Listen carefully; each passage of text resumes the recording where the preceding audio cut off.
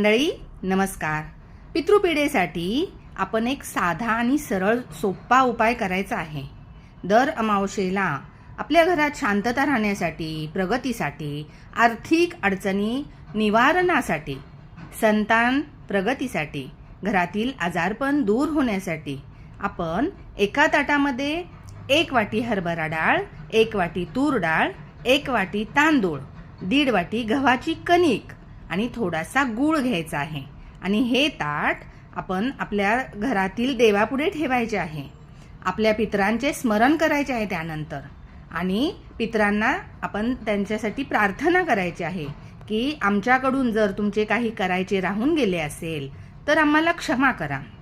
हा शिधा मी आज देत आहे, तो स्वीकार करा. आमच्या पूर्ण घरावर कृपादृष्टी ठेवा. नंतर हा शिधा त्याच दिवशी किंवा दुसऱ्या दिवशी शंकराच्या मंदिरामध्ये ठेवायचा आहे. सोबत थोडी दक्षिणा ठेवायची आहे.